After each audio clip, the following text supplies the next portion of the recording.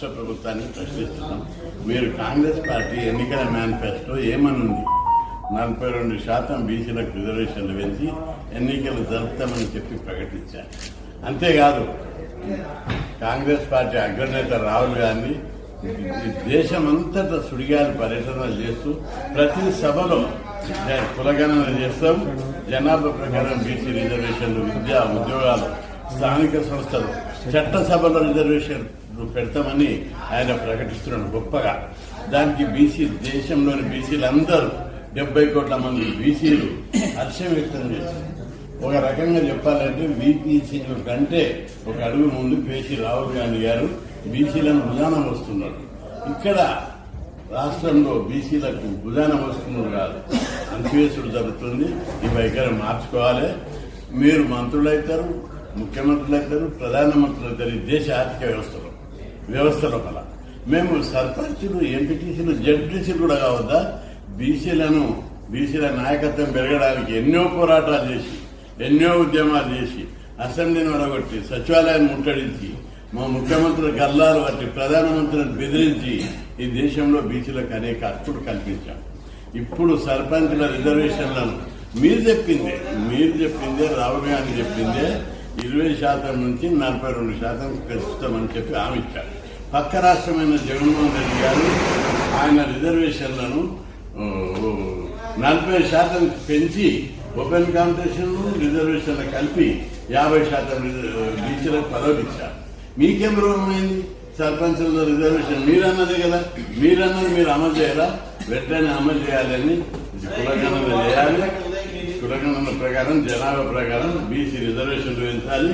బీసీలో కూడా ఏబీసీ గ్రూపులు చేయాలని కూడా నేను డిమాండ్ చేస్తున్నాను. రాష్ట్ర ప్రభుత్వాన్ని ప్రశ్నిస్తున్నాం. మీరు కాంగ్రెస్ పార్టీ ఎన్నికల మేనిఫెస్టో ఏమనుంది?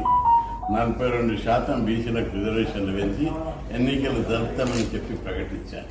అంతేకాదు కాంగ్రెస్ పార్టీ అగ్రనేత రాహుల్ గాంధీ దేశమంతటా సుడిగాలి పర్యటనలు చేస్తూ ప్రతి సభలో కులగణన చేస్తాం, జనాభా ప్రకారం బీసీ రిజర్వేషన్లు, విద్య, ఉద్యోగాలు, స్థానిక సంస్థలు, చట్టసభలో రిజర్వేషన్లు పెడతామని ఆయన ప్రకటిస్తున్నాడు గొప్పగా.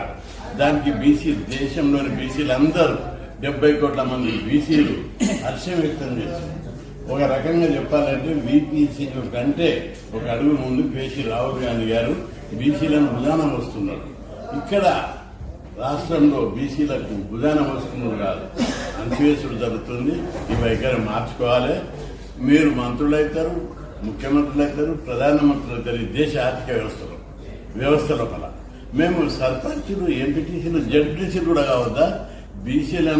బీసీల నాయకత్వం పెరగడానికి ఎన్నో పోరాటాలు చేసి, ఎన్నో ఉద్యమాలు చేసి, అసెంబ్లీని వడగొట్టి, సచివాలయాన్ని ముట్టడించి, మా ముఖ్యమంత్రుల గల్లాలు పట్టి, ప్రధానమంత్రిని బెదిరించి ఈ దేశంలో బీసీలకు అనేక హక్కులు కల్పించాం.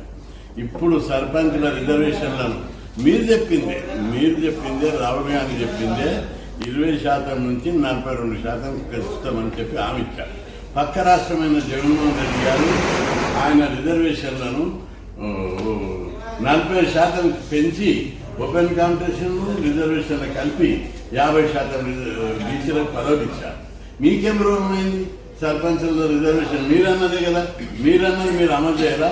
వెంటనే అమలు చేయాలని కులగణన చేయాలి. కులగణన ప్రకారం, జనాభా ప్రకారం బీసీ రిజర్వేషన్లు పెంచాలి. బీసీలో కూడా ఏబీసీ గ్రూపులు చేయాలని కూడా నేను డిమాండ్ చేస్తున్నాను.